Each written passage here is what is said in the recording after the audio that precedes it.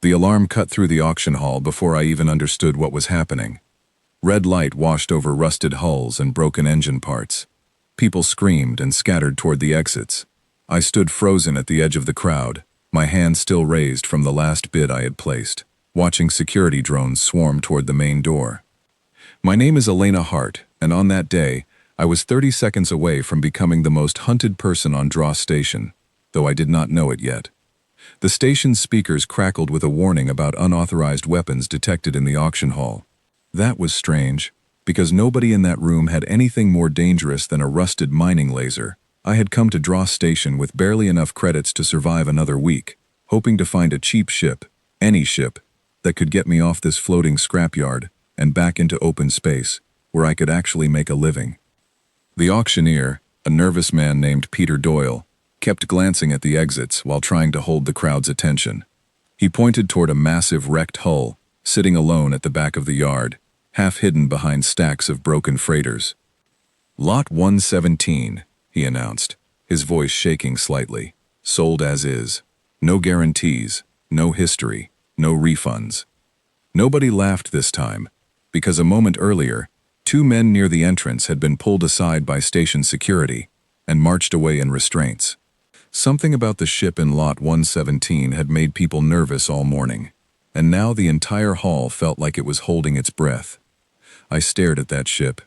It looked like nothing more than a dead husk of blackened metal, scorched along one side, dented and dark, sitting silent among the wreckage like a forgotten grave marker. Most buyers had already dismissed it as junk not worth the tow fee. "Do I have an opening bid?" Doyle asked, his eyes darting nervously toward the security drones still hovering near the exit. Silence. I do not know what made me raise my hand. Maybe it was desperation.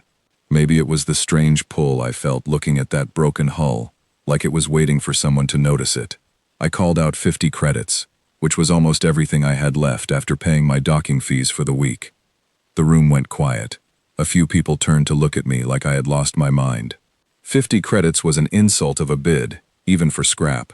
"Sold," Doyle said quickly, clearly eager to finish the auction and get out of the hall before whatever trouble had triggered the alarm caught up with him. Lot 117, sold to the human woman near the back.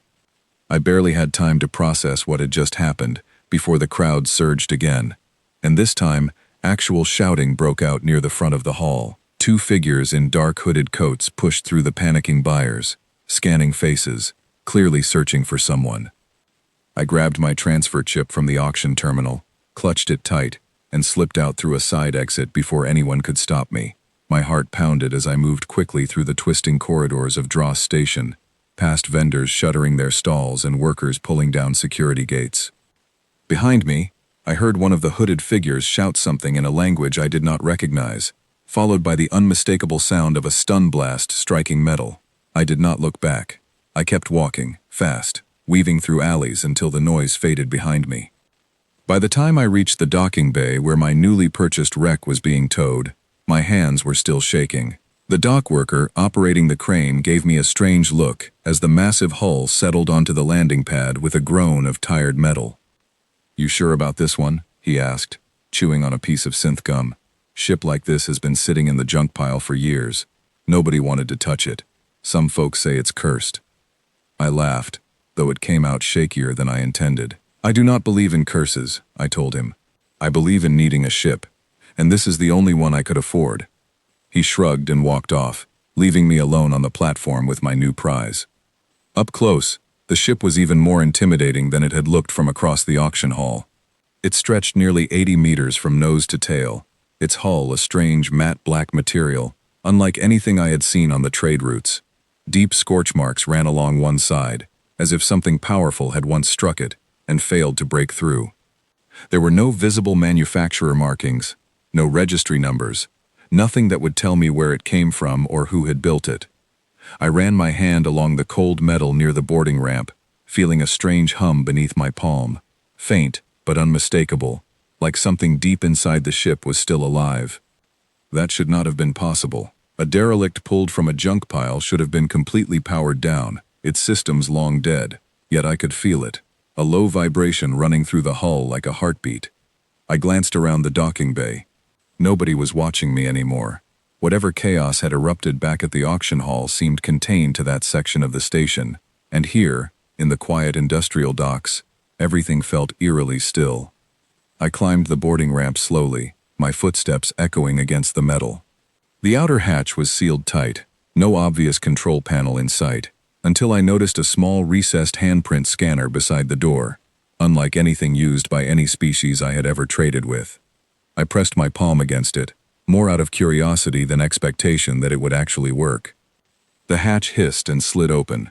Cold air rushed out, carrying the smell of old metal and something faintly electric.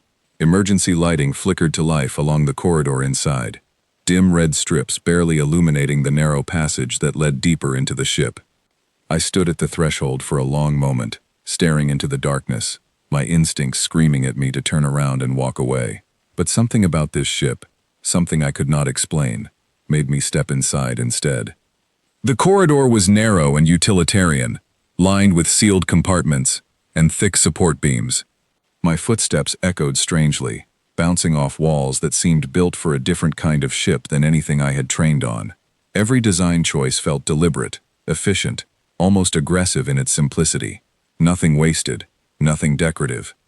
I made my way toward what looked like the main corridor junction, my hand trailing along the wall for balance in the dim red light. That was when I noticed something carved faintly into the metal near a sealed door, worn down by time, but still visible if you looked closely. 3 letters, U-N-S. I had no idea what they meant. Further down the corridor, I found a small maintenance room with a dust-covered console still intact.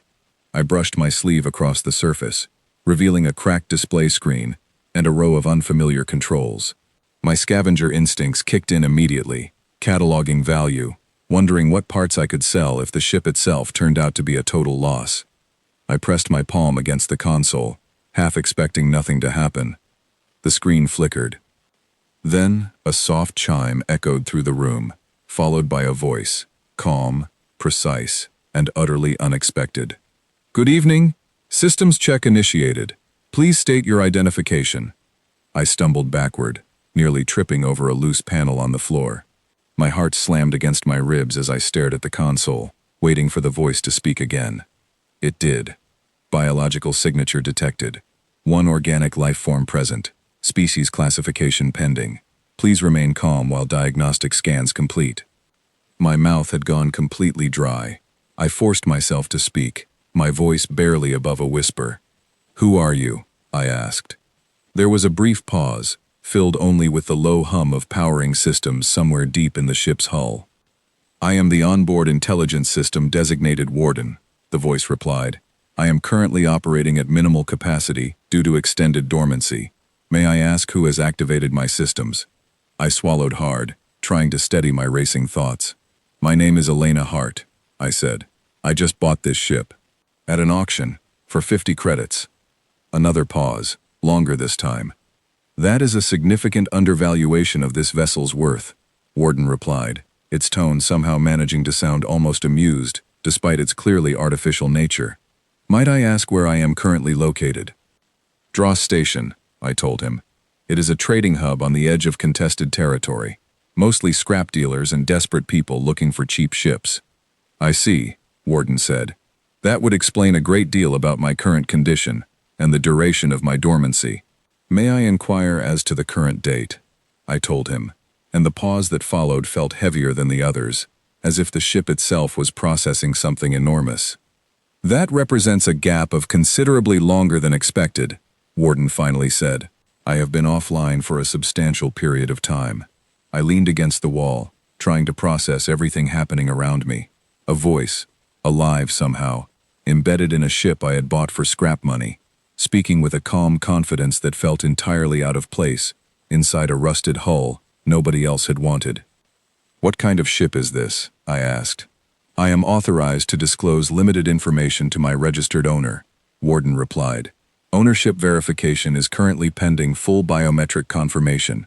However, preliminary scans suggest compatibility with historical crew parameters." I frowned, not entirely following the technical language. "Compatible how?" I asked. "Species match," Warden said simply. "You are human." I blinked. Of course I am human, I said slowly. What else would I be?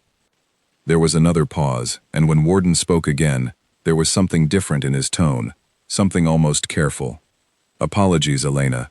It has been quite some time since I last had confirmation of a human presence aboard this vessel. Given the duration of my dormancy, I was uncertain whether such an encounter would occur again. A chill ran down my spine that had nothing to do with the cold air still circulating through the ship. I did not understand what he meant.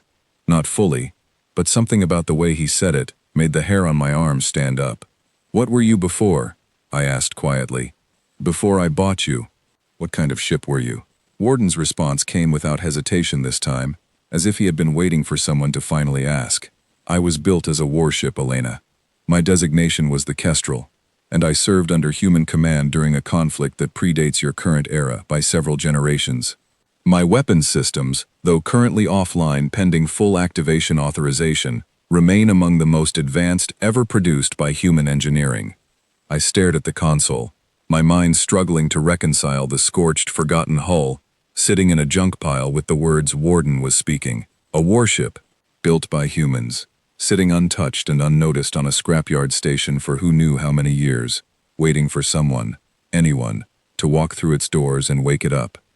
I bought a warship for 50 credits, I said, mostly to myself, trying to make the words feel real. You did, Warden confirmed.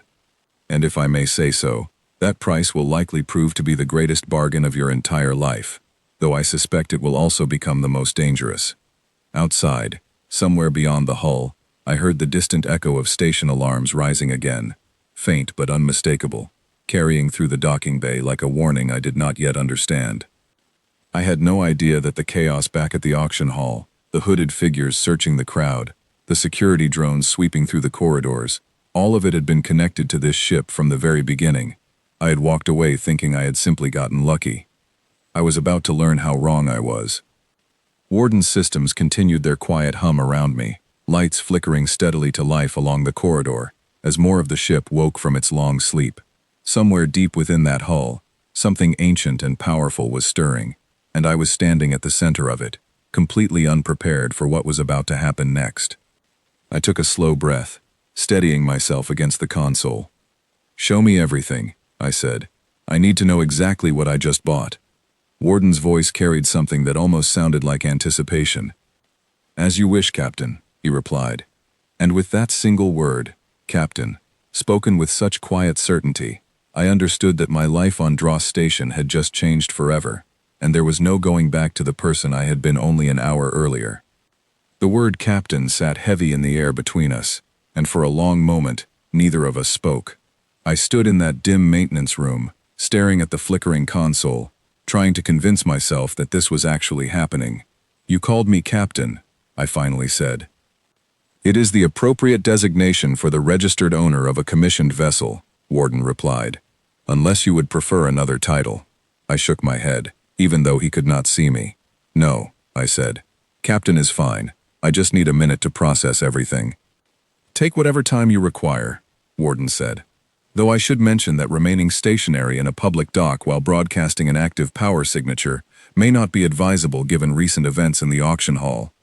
That snapped me back to reality fast.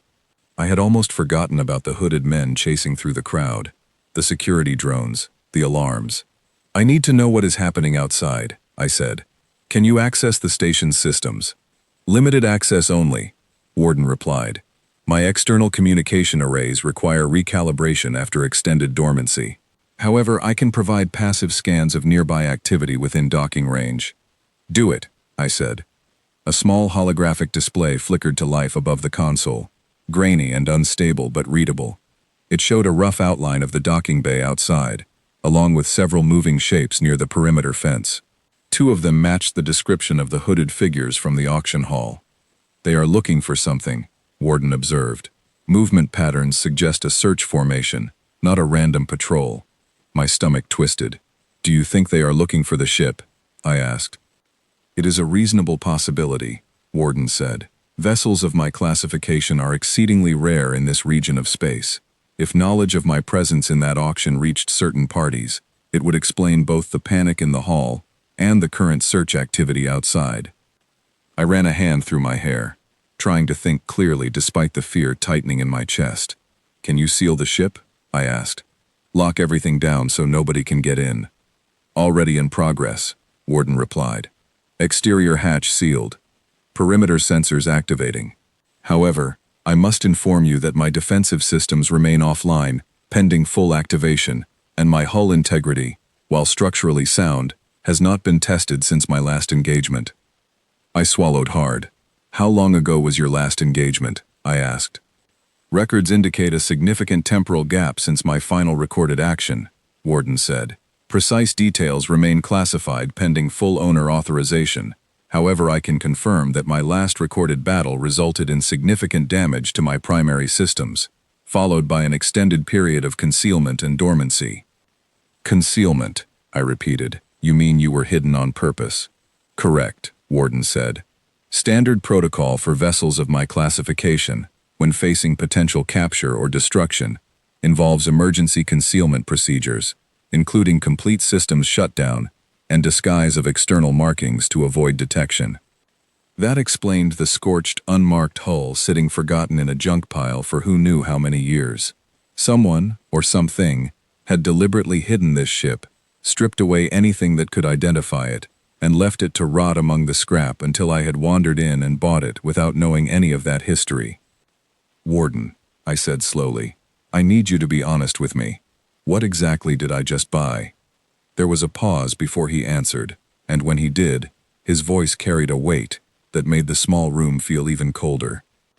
"You purchased a fully operational human warship, Captain, one equipped with weapons systems, defensive capabilities, and tactical programming, designed to operate independently in combat situations far beyond the scope of typical civilian vessels. My classification predates most technology currently available in this sector by a considerable margin, which means that in the wrong hands, or even simply in the awareness of the wrong observers, my presence here represents a significant strategic asset that many parties would go to great lengths to acquire." I stared at the flickering console, my mind racing through the implications of what he had just told me. I was not a soldier. I was not a fighter. I was a scavenger who had spent the last several years barely scraping by, trading scrap metal and salvaged parts, just to keep myself fed and my old shuttle running until it finally broke down for good. And now I owned a warship that people were apparently willing to search an entire station to find. "I need to get us out of here," I said, more to myself than to Warden. "Before those men find us." "I would advise caution," Warden replied. "My propulsion systems require additional diagnostic time before safe departure can be guaranteed. Attempting an emergency launch in my current state carries substantial risk." "How much time?" I asked. "Estimated 4 hours for minimal safe operation," Warden said. "Full systems restoration would require significantly longer." 4 hours felt like an eternity given the search activity happening just outside the hull. I paced the small maintenance room, trying to think through my options. I could try to find somewhere else to hide within the station, somewhere less exposed than sitting in an open docking bay. Or I could trust Warden's defenses to hold long enough to buy the time we needed. "Can you at least monitor for approaching threats?" I asked. "Already doing so," Warden confirmed. "I will alert you immediately if hostile movement approaches this position." I nodded, even though there was nobody to see it, and made my way deeper into the ship, curiosity beginning to override some of my fear. If I was going to be stuck here for hours waiting for repairs, I wanted to understand exactly what I was sitting inside. The corridors beyond the maintenance room opened into what looked like a command center, though far smaller and more compact than I expected. A curved console wrapped around a central chair, screens dark and dormant, waiting for power to flow through them properly.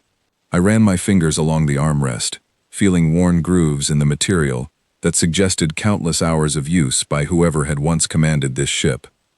"Who sat here?" I asked quietly, half expecting Warden not to answer. "My most recent recorded commanding officer was designated Captain Owen Price," Warden replied. "Records indicate an extended period of service prior to the vessel's final engagement." "What happened to him?" I asked. There was a pause longer than any before it. "That information remains classified pending full owner authorization," Warden said. "I apologize, Captain, but certain records require higher clearance levels than currently available given my degraded operational state. I frowned at the response, sensing there was more to that story than Warden was willing or able to share. I decided not to push further for the moment, though I made a mental note to ask again once his systems were fully restored. I continued exploring, moving through narrow corridors lined with sealed storage compartments, most of them locked tight against my attempts to open them. Warden explained that many systems remained restricted until full ownership verification completed, a process that apparently required more than simply activating the ship's console. As I walked, I noticed something odd about the ship's construction. Despite its clearly military purpose, there was an efficiency to the design that felt almost elegant. Nothing wasted, every corridor and compartment serving a clear function. It was nothing like the cobbled-together freighters and salvage vessels I had spent years working on, patched together from mismatched parts, just to keep them functional. This ship had been built with purpose, with intention, by people who understood exactly what they were creating. I found myself in a narrow corridor, lined with small personal quarters, most of them stripped bare, though one still contained a few personal effects, scattered across a built-in shelf. A worn data tablet, its screen long dead. A small metal token with worn engravings I could not quite make out in the dim lighting. A folded piece of fabric that might have once been a jacket, now faded and brittle with age. Someone had lived here, I realized. Multiple someones, most likely, going about their daily lives aboard this ship long before it had ever ended up scorched and abandoned in a junk pile on Dross Station. Warden, I said quietly, how many people served aboard this ship originally? Standard crew complement for vessels of my classification ranges between 40 and 60 personnel, Warden replied.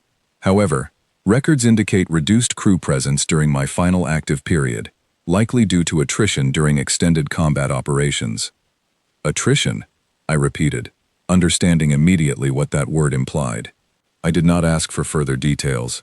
Something about the quiet stillness of those abandoned quarters told me I did not want to know the full story yet. Not until I had a better understanding of what exactly I had gotten myself into. I made my way back toward the command center, my thoughts swirling with questions I was not yet ready to ask.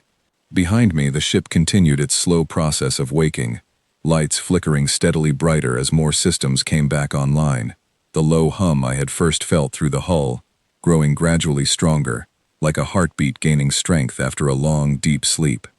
Warden, I said, settling carefully into the worn captain's chair. I need you to tell me something honestly. I will answer to the best of my current capability, Warden replied. Those men searching the docks outside, I said, if they find this ship before your systems are fully restored, what happens to us? The pause that followed felt like it stretched far longer than it actually did. Based on available data regarding similar historical incidents involving vessels of my classification, Warden finally said, capture attempts by hostile parties typically prioritize acquisition of the vessel over preservation of its current occupants. I would strongly recommend avoiding that outcome, Captain. I closed my eyes, feeling the weight of everything settle heavily across my shoulders. 4 hours. I needed to survive 4 hours inside a half-awake warship while armed strangers searched the station looking for exactly what I was sitting inside of. Then we had better make sure they do not find us, I said, opening my eyes and staring at the dark console in front of me, watching as more lights slowly flickered to life across its surface. Somewhere deep within the hull, Warden's systems continued their steady climb back toward full operation, and I sat there in that worn captain's chair, waiting, watching, and hoping that whatever time we had left would be enough. 3 hours passed slowly inside that command center, each minute stretching longer than the last, as I watched Warden's systems continue their gradual restoration. I had explored every accessible corridor by then, cataloged what little I could understand of the ship's layout, and settled back into the captain's chair to wait, my nerves stretched thin with every passing sound from beyond the hull. Warden, I said, breaking the long silence between us, tell me about humans. The ones who built this ship, who were they, really? There was a brief pause, as if Warden was considering how best to answer. That is a broad question, Captain, he replied. Perhaps you could narrow your inquiry. I sat forward in the chair, resting my elbows on my knees. Why is everyone so afraid of a human warship? I asked. I have lived my whole life around dozens of different species, traded with half of them, and I have never once heard anyone mention humans as anything more than a rumor, a story people tell to explain old ruins and mysterious wreckage. Yet the moment word got out that this ship might be here, half the auction hall panicked, and armed strangers started searching the entire station. Warden's tone shifted slightly when he responded, taking on the careful, measured quality of someone choosing words with deliberate precision. Humanity's reputation among the galactic community stems primarily from historical conflict records, Warden explained. During the period in which vessels like myself were actively deployed, human military forces engaged in extended combat operations against multiple hostile factions across a significant portion of contested space.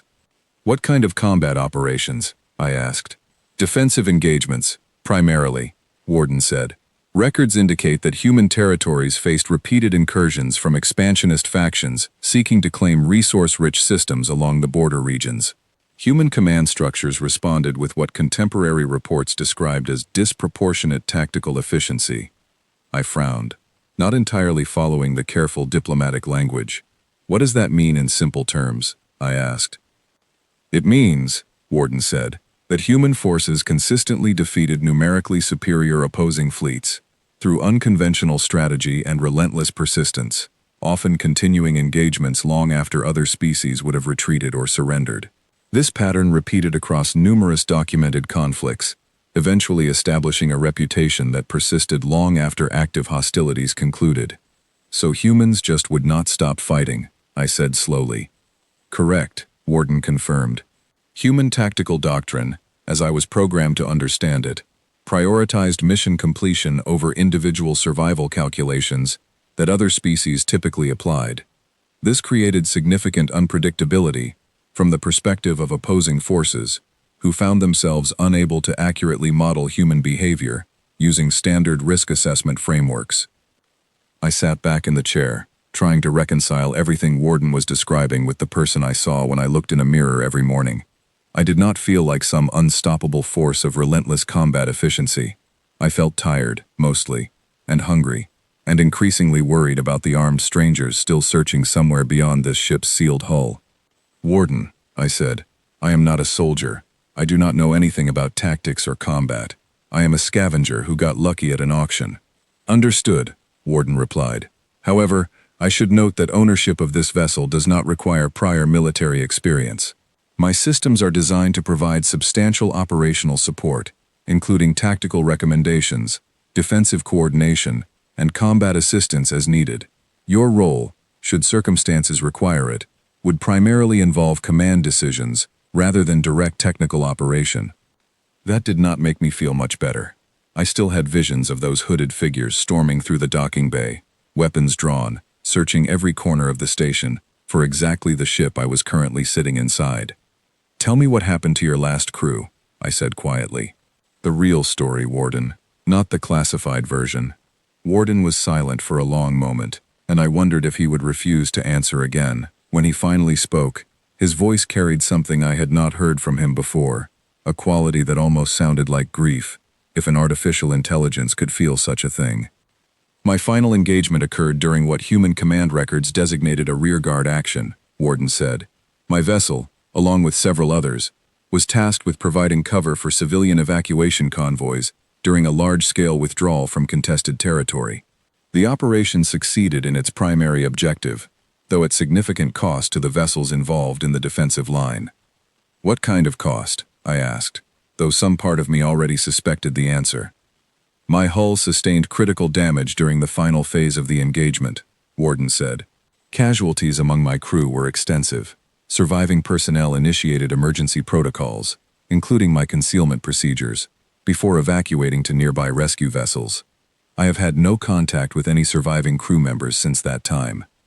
I closed my eyes, imagining the scene Warden was describing in careful, clinical language, the desperate final moments of a battle fought to protect civilians, while this very ship absorbed damage meant for the vessels it was defending.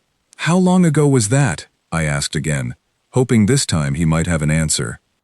Based on stellar drift calculations and residual system logs, Warden said, I estimate my dormancy period at approximately 180 years, though this figure carries significant uncertainty, given the extent of my system's degradation.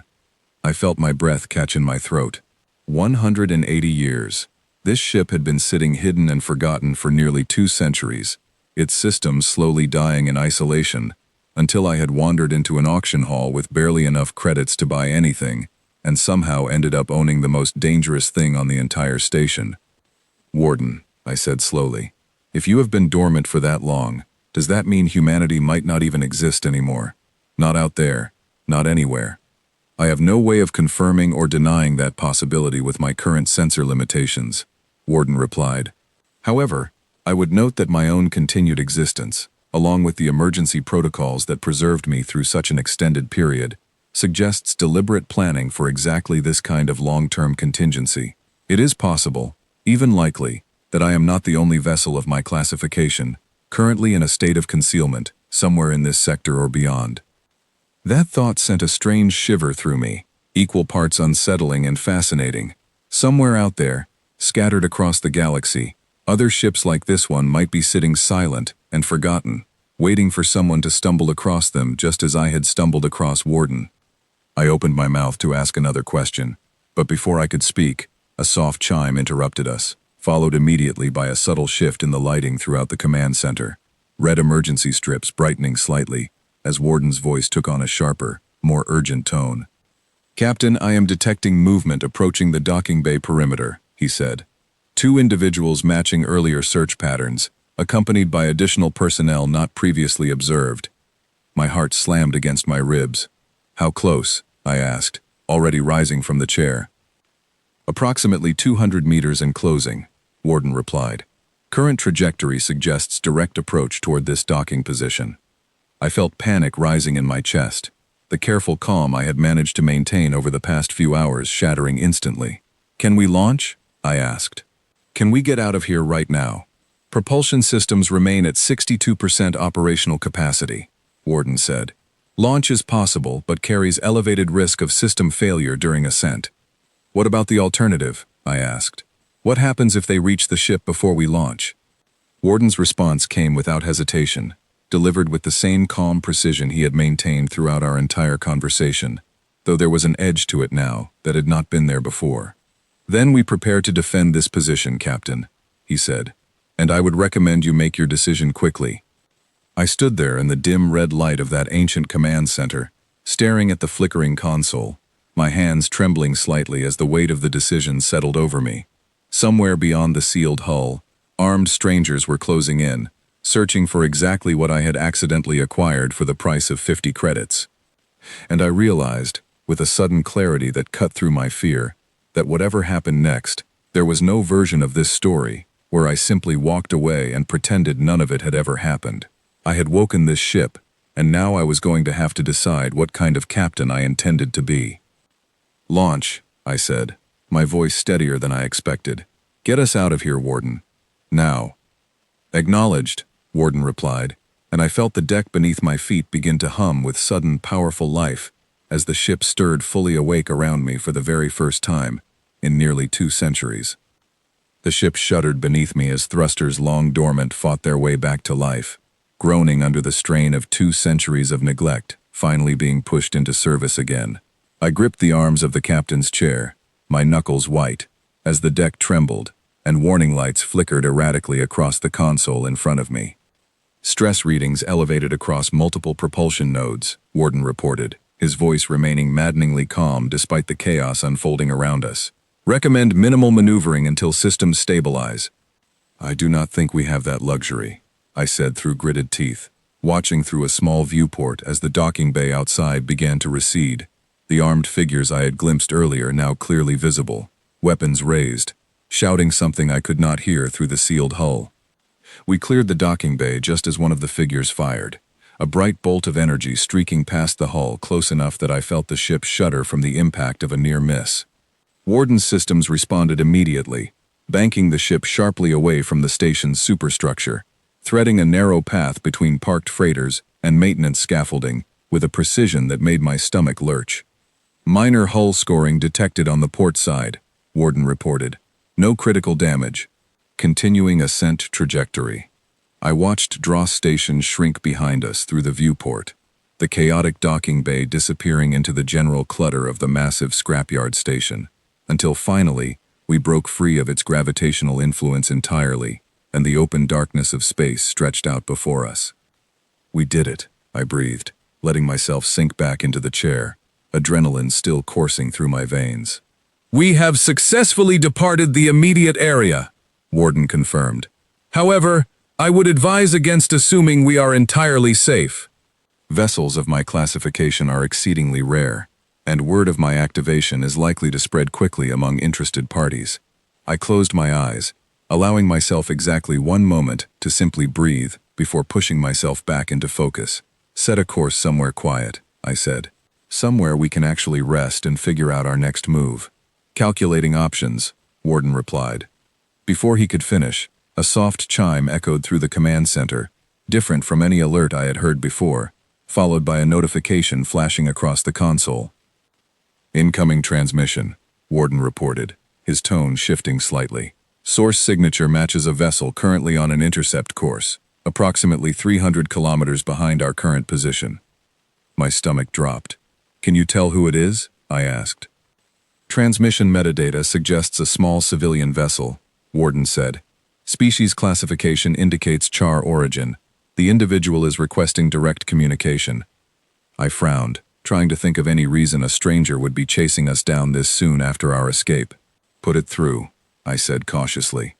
The console crackled briefly before a nervous, high-pitched voice filled the command center, speaking in heavily accented trade language. "Please, do not fire," the voice said quickly. "I am not here to hurt you. I only wish to speak. My name is Torv Keswick, and I believe you are currently in possession of my ship." I exchanged a glance with the empty console, as if Warden could somehow share my confusion through the screen. "Your ship," I repeated slowly. "I bought this ship at auction. Fair and legal. Credits transferred. Ownership recorded." There was a pause on the other end, followed by a sound that might have been a nervous laugh. "Yes, yes," the voice said. "Legally purchased, I understand. But please, I only wish to explain the situation. May I dock alongside your vessel? I promise I am unarmed and pose no threat." "Warden," I said quietly, muting the transmission, "can you verify his claims? Is he actually unarmed?" "Scanning," Warden replied. "Confirmed. The approaching vessel carries no weapon systems and minimal defensive capability. Crew complement appears to be a single individual." I chewed my lip, weighing the risk. After everything that had happened over the past few hours, trusting a stranger felt reckless, but something about his nervous, pleading tone made me curious enough to hear him out, especially if he actually knew something about this ship's history that Warden's classified records had not revealed. "Let him dock," I said finally. "But keep defensive systems ready just in case." "Acknowledged," Warden replied. A short while later, I stood cautiously near the boarding ramp as the outer hatch cycled open, revealing a small, nervous-looking figure, covered in mottled greenish scales, wide dark eyes darting anxiously around the corridor as he stepped aboard. He wore a patched, oversized coat that seemed several sizes too large for his slight frame, and his hands trembled slightly as he raised them in a gesture I assumed was meant to convey peaceful intentions. "Please," he said again, his voice even more nervous in person than it had been over the transmission. "I only wish to talk. I mean you no harm." I kept a cautious distance, one hand resting near a nearby control panel Warden had shown me could trigger an emergency lockdown if needed. "Start talking," I said. "You said this was your ship. Explain that." Torv nodded quickly, his scales shifting color slightly, a nervous tell I did not fully understand, but recognized as genuine anxiety nonetheless. "I found this vessel many years ago," he explained, "hidden away in a debris field on the edge of a system most traders avoid." I did not know exactly what it was at first, only that it appeared valuable, though heavily damaged and completely powered down. "Go on," I said. "I attempted to sell it discreetly," Torv continued, his voice growing more strained with every word, "through private channels, to buyers who deal in rare technology. But something went wrong. The buyers I contacted grew increasingly aggressive in their demands, insisting on details I could not provide, growing suspicious that I was hiding information from them." "What kind of buyers?" I asked. "Dangerous ones," Torv said quietly. A coalition, loosely organized, made up of individuals interested in acquiring advanced military technology by any means necessary. When my crew began reporting strange occurrences aboard the ship, sounds, flickering systems, things that could not be easily explained, I panicked. I decided the safest course was to quietly dispose of it before those buyers could actually take possession, hoping the entire situation would simply fade away if the ship changed hands quietly through a public auction. I stared at him, pieces of the story clicking into place. "So you dumped this ship into a public auction hoping to wash your hands of the whole situation," I said slowly.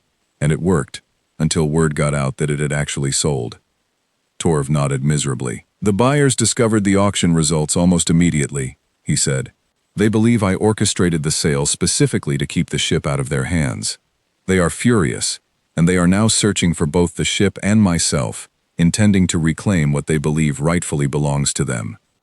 That explained the chaos back at the auction hall, the hooded figures searching the crowd, the security alarms. Torv's dangerous buyers had likely been the ones causing that panic, searching desperately for the ship the moment they realized it had already changed hands. "Why come to me now?" I asked. "What do you actually want?" Torv's expression, as much as I could read alien features I was not fully familiar with, shifted into something that looked like desperate pleading. "Protection," he said simply. "I have nowhere else to turn. If those buyers find me without this ship to offer them, I fear what they might do. I am hoping you might allow me to remain aboard, at least until we find somewhere safe, somewhere far from their reach." I studied him carefully, trying to decide whether to trust this nervous, frightened creature standing in my corridor. "Warden," I said quietly, "any thoughts?" "His story is consistent with observable evidence regarding recent events at Dross Station," Warden replied through a nearby speaker, causing Torv to jump slightly, clearly unaware the ship itself could speak. "However, I would recommend caution regarding his ultimate intentions, given his demonstrated willingness to abandon responsibility when circumstances became inconvenient." Torv flinched at that assessment, but did not argue against it. I sighed, running a hand through my hair, feeling the weight of yet another complication settling onto my already overwhelmed shoulders. "Fine," I said finally. "You can stay, for now. But you tell me everything you know about these buyers, and the moment I decide you are more trouble than you are worth, you are gone. Understood?" "Understood," Torv said quickly, relief flooding his features. "Thank you, truly." I turned to walk back toward the command center, my mind already racing through the new information Torv had provided, when a sharp chime interrupted my thoughts, followed immediately by Warden's voice, sharper and more urgent than before. "Captain," he said, "I am detecting multiple vessels emerging from behind the nearby debris field, currently on intercept trajectory toward our position." My blood ran cold. "How many?" I asked. "4 vessels confirmed," Warden replied. "Weapon signatures active. They match descriptions consistent with the coalition buyers previously mentioned." Torv's scales flushed a sickly pale color behind me, his earlier relief vanishing instantly. "They found me," he whispered. "They found us." I turned back toward the command center at a run, my heart pounding, realizing with sudden clarity that whatever brief peace I had hoped to find in the quiet of open space had just come to an abrupt and violent end. I sprinted back into the command center, my heart hammering against my ribs, and dropped into the captain's chair, just as the main viewport lit up with tactical data, 4 glowing markers converging steadily on our position from behind the scattered debris field. "Warden," I said, forcing my voice to stay steady, despite the panic clawing at my chest. "Tell me exactly what we are dealing with." "4 vessels," Warden confirmed, his tone calm but urgent.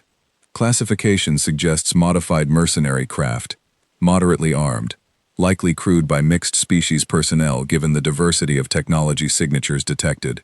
Weapon systems currently charging." "Can we outrun them?" I asked, gripping the arms of the chair. "Unlikely," Warden replied. "Our propulsion systems remain at reduced capacity, following extended dormancy. Current speed comparison suggests the pursuing vessels would overtake us within approximately 6 minutes if we attempt to flee."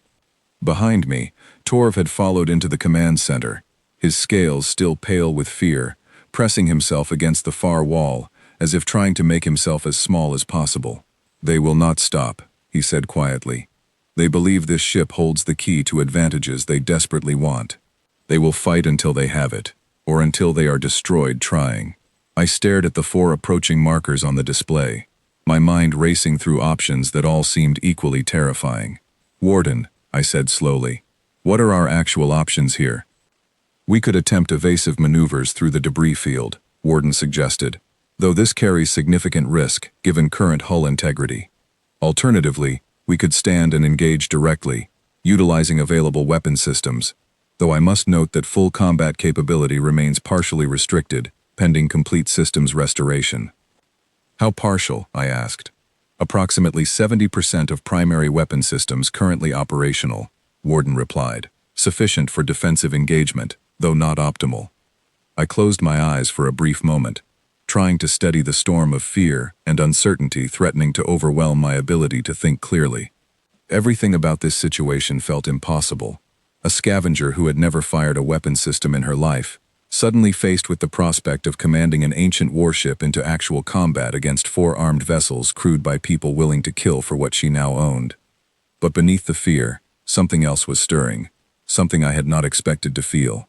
A flicker of determination, sharpened by the memory of Torv's desperate story, by the empty crew quarters I had walked through earlier, by the quiet dignity in Warden's voice, as he spoke of a crew that had sacrificed everything to protect others during his final battle so long ago.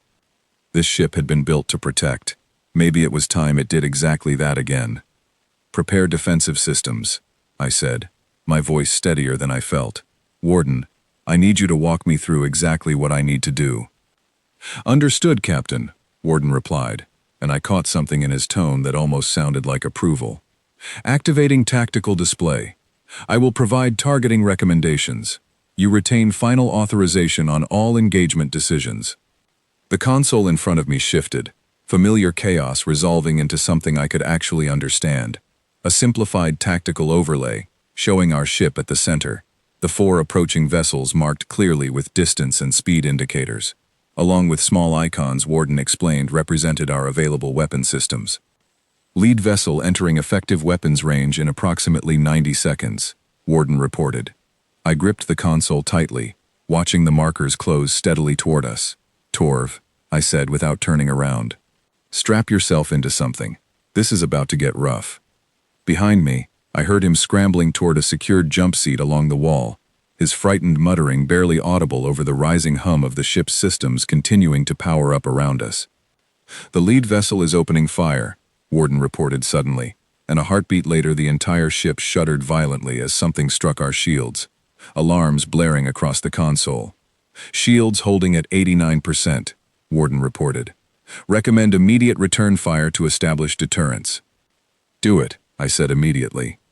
The ship shuddered again, this time from the force of our own weapons discharging, twin beams of brilliant energy lancing out from somewhere along the hull, striking the lead pursuing vessel with devastating accuracy.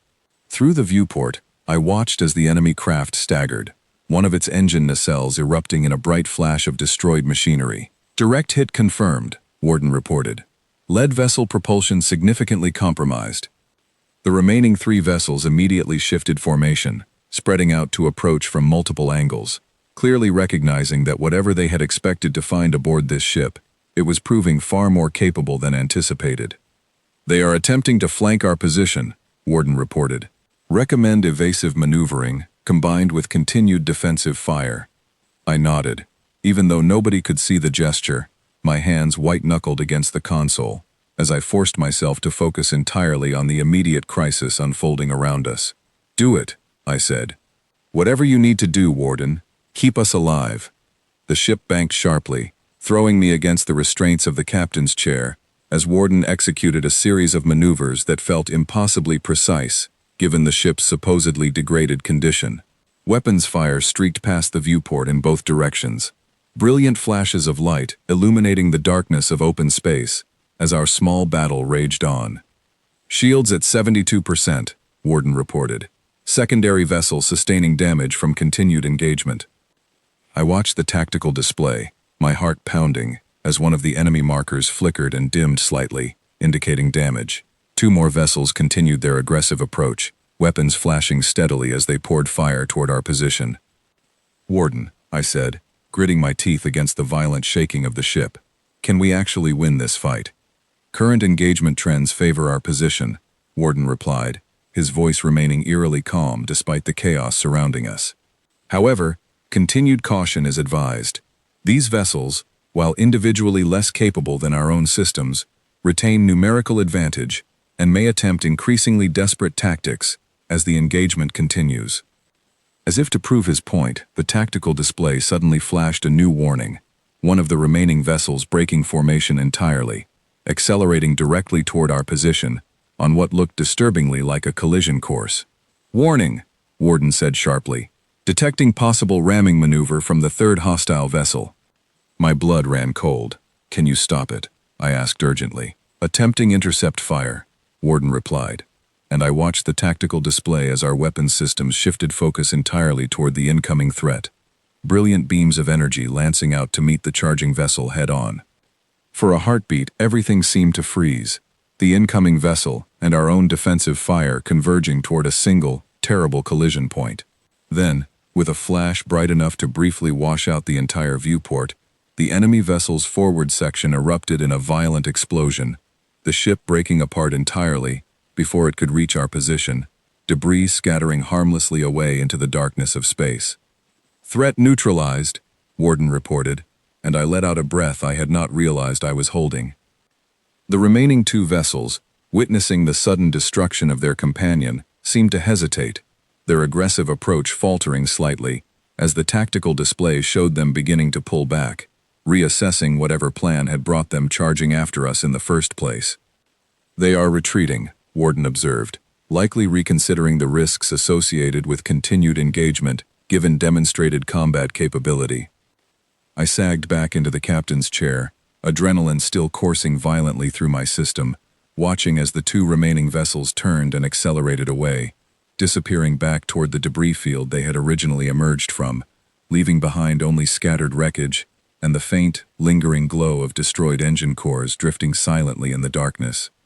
Behind me, Torv let out a shaky breath, his scales slowly returning to their normal color as the immediate threat receded. "We survived," he said quietly, sounding almost disbelieving. I closed my eyes, allowing myself a brief moment to simply breathe, my hands finally beginning to steady against the console in front of me. "We survived," I repeated, though the words felt strange in my mouth, as if I was still trying to process everything that had just happened. "Warden," I said finally, opening my eyes to look at the softly glowing console. "Damage report." "Hull integrity remains stable," Warden replied. "Shields recovering. No critical systems compromised during the engagement." I nodded slowly, feeling exhaustion beginning to settle over me now that the immediate danger had passed. "Good work," I said quietly. "Thank you, Captain," Warden replied, and there was something in his tone, something almost warm, that made me realize this ancient warship, built for a war fought nearly 2 centuries ago, might actually be starting to feel something akin to genuine partnership toward the unlikely scavenger who had accidentally become its new commanding officer. But even as relief washed over me, a nagging thought settled uneasily in the back of my mind. If those coalition buyers had been willing to send 4 vessels after a ship they had only just learned about, what would happen once word spread further, once other interested parties began to realize exactly what kind of prize was now drifting quietly through open space, still learning to trust the unlikely captain who had bought it for the price of 50 credits? We drifted in silence for nearly an hour after the battle ended, giving Warden time to complete a full diagnostic sweep, while I sat in the captain's chair, staring out at the scattered debris still glinting faintly in the distant starlight. Torv had eventually unstrapped himself from the jump seat, though he remained quiet, clearly still processing how close we had come to disaster. "I need to understand something," I said finally, breaking the long silence. "Those buyers, the ones who attacked us, you said they were part of a larger coalition. How organized are we talking about?" Torv shifted uncomfortably, his scales flickering through several nervous color patterns before he answered. "Very organized," he admitted. "The individuals who contacted me originally represented a network spanning multiple systems, individuals and groups united by a shared interest in acquiring advanced technology through whatever means necessary. The vessels that attacked us represent only a small portion of their available resources. That was not reassuring. Warden, I said, turning my attention to the console. What is our current status? Are we in any condition to keep running if more of them show up? Propulsion systems have stabilized somewhat following the engagement, Warden replied. However, I would recommend a period of proper repair and recalibration before attempting any extended journey. Continuous operation at current stress levels risks further degradation to already compromised systems. I rubbed my temples, feeling the weight of exhaustion pressing down on me after the adrenaline of the battle had finally begun to fade. Where can we even go? I asked. Somewhere safe enough to actually repair properly, without the entire galaxy knowing exactly where to find us. Warden was quiet for a moment, processing the question with what I imagined was considerable care, given everything we had just survived. I have access to certain navigational data predating my dormancy, he finally said, including references to several concealed locations previously utilized by human forces for exactly this kind of contingency. It is possible one such location remains viable, though I cannot guarantee its current status after so many years. That sounded like our best option, however uncertain. Set a course, I said. Let us see what is actually still out there. The journey took the better part of 2 days, during which I found myself slowly settling into an uneasy rhythm aboard the ship, learning more about its systems, listening to Torv's increasingly detailed explanations of the coalition that had been hunting him, and spending long hours simply talking with Warden, absorbing everything he was willing to share about the history he carried within his aging systems. It was during one of these conversations, as we approached the coordinates Warden had identified, that I finally worked up the courage to ask the question that had been nagging at me since our very first conversation back in that dusty maintenance room on Dross Station. Warden, I said, earlier, you mentioned that vessels like you were built with contingency protocols in mind. What exactly did you mean by that? There was a pause before he answered, longer than usual, as if he was carefully considering how much to reveal. During the final phase of the conflict that led to my concealment, Warden began, human command authorities recognized the growing likelihood of extended withdrawal from contested territories. Rather than risk complete loss of critical military assets, a program was implemented to preserve select vessels through long-term concealment, with the intention of eventual reactivation should circumstances allow. I frowned, trying to follow the implications of what he was describing. Are you saying there might be other ships like you? I asked, hidden the same way you were. It is a statistical probability I have considered extensively during our recent conversations, Warden replied.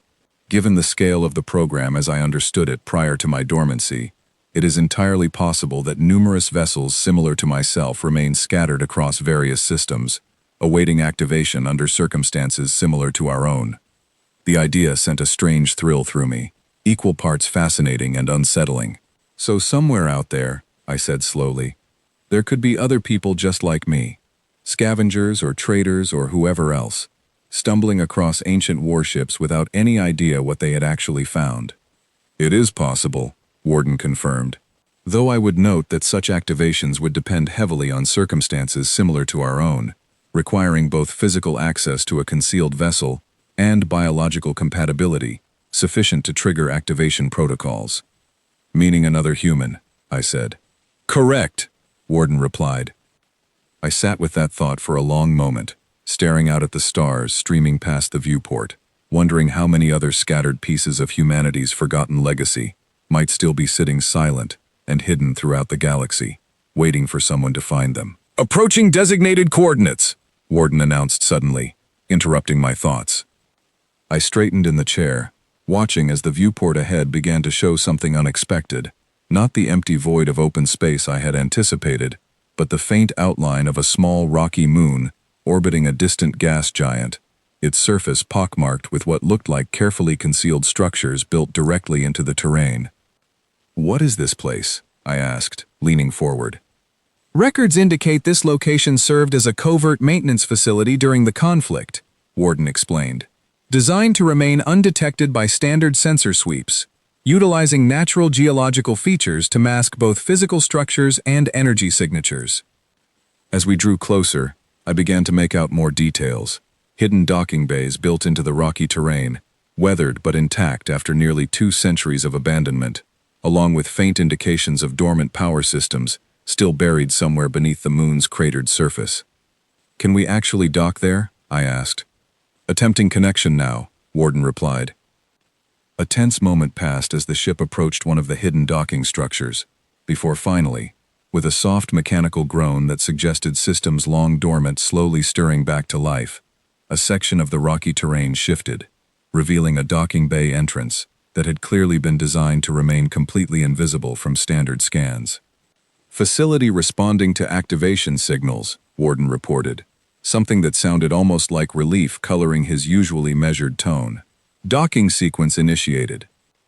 I watched, genuinely amazed as the ship guided itself carefully into the hidden bay, ancient systems groaning back to life around us as lights flickered on throughout the facility, illuminating a space clearly designed to service and repair vessels exactly like the one I now called home. "We are safe here," I said quietly, more to myself than to anyone else, though I felt Warden's confirmation come through a moment later. "For now, Captain," he replied. "This facility should provide adequate concealment and repair capability while we determine our next course of action." Torv, who had been quietly observing the entire docking sequence from a nearby seat, finally spoke up, his voice carrying a mixture of awe and continued nervousness. "This is remarkable," he said. "I had no idea such places still existed, hidden so completely after all this time." I nodded slowly, still absorbing the strange reality of everything happening around me. "Neither did I admitted.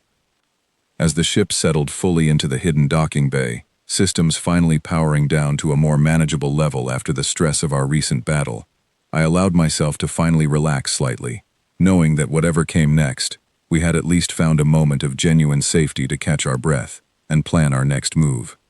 But even as relief washed over me, I could not shake the feeling that this quiet moment represented only the calm before something much larger, something Warden's careful words about contingency protocols and scattered vessels had only begun to hint at, waiting somewhere out there in the vast darkness of space for the right moment to reveal itself. The hidden facility hummed quietly around us, as repair systems slowly came back online, ancient machinery groaning through decades of dust and disuse, to begin the careful process of restoring Warden's damaged systems to full operational capacity. I spent those first few hours simply walking through the facility itself, marveling at the scale of what humanity had once built, and hidden so completely that even 2 centuries of galactic exploration had failed to stumble across it. It was on the second day, while I sat in the command center watching diagnostic reports scroll across the console, that Warden's voice suddenly took on an unusual quality, careful and deliberate in a way that immediately caught my attention. "Captain," he said, "I have completed a more thorough review of my restored archival systems, now that facility power has allowed full access to previously locked records. There is something I believe you need to know." I straightened in the chair, sensing the weight behind his words. "What is it?" I asked. "The concealment program I mentioned earlier," Warden said, "was more extensive than my initial estimates suggested. Newly accessible records indicate that vessels like myself were not simply hidden randomly, but rather distributed according to a coordinated network protocol, designed specifically to activate under certain conditions." "What kind of conditions?" I asked, leaning forward. "Biological compatibility, as previously discussed," Warden replied. "But also, more significantly, a passive network signal, broadcast automatically upon successful activation of any vessel within the program, intended to alert other dormant vessels of renewed human presence within range." My breath caught in my throat. "Are you saying that when I activated you," I asked slowly, "you sent out some kind of signal?" "Correct," Warden confirmed. "Upon confirming your biological compatibility during our initial interaction, my systems automatically transmitted a low-frequency activation beacon, designed specifically to reach any other dormant vessels within transmission range, alerting them that a compatible human presence had been detected." I sat back, my mind racing through the implications of what he was telling me. "So other ships," I said, "wherever they are hidden, they might have received that signal." "It is highly probable," Warden replied, "given the design specifications of the program as I now understand them." Before I could fully process what that meant, A soft chime interrupted the conversation, different from any alert I had heard before, followed immediately by Warden's voice taking on a note of genuine surprise, something I had not heard from him throughout our entire time together. "Captain," he said, "I am detecting an incoming transmission. The signal signature matches human military communication protocols, though heavily degraded, and clearly originating from an extremely distant source." My heart began pounding. "Play it," I said immediately.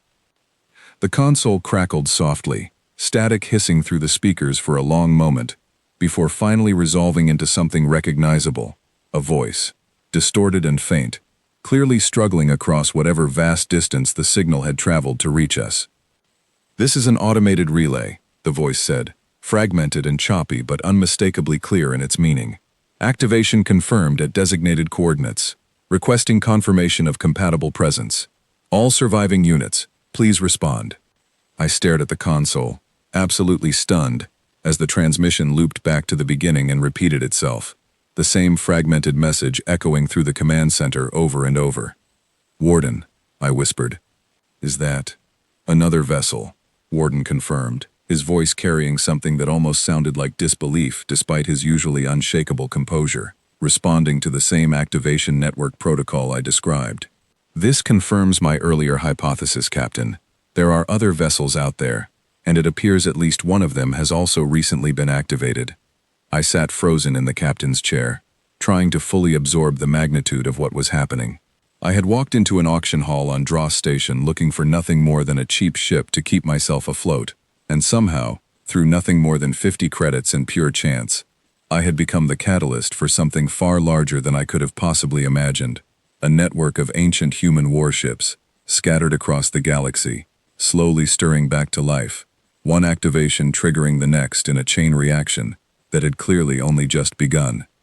Torv, who had entered the command center partway through the transmission, stood frozen near the doorway, his expression a mixture of awe and lingering fear. "This changes everything," he said quietly. "If there are other ships like this one, awakening across the galaxy, the coalition that attacked us will not be the only ones taking notice. Every faction with an interest in advanced technology will soon realize exactly what is happening." I nodded slowly, the weight of that realization settling heavily over me. "Warden," I said, "can you trace where that transmission came from?" "Attempting triangulation now," he replied. "Given signal degradation, precise coordinates remain uncertain, though I can estimate a general region within several light-years of our current position."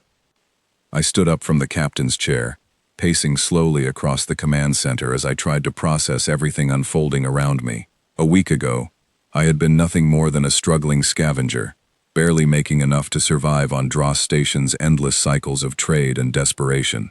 Now I was sitting at the center of something that felt impossibly larger than myself, a forgotten legacy stirring back to life, one signal at a time. "What do we do now?" I asked, more to myself than anyone else, though I found myself genuinely wanting to hear Warden's perspective. "That decision remains entirely yours, Captain," Warden replied. "Though I would offer this observation. Whatever choice you make, the galaxy has already begun to change, whether you intended it or not. The question now is simply what role you wish to play in whatever comes next."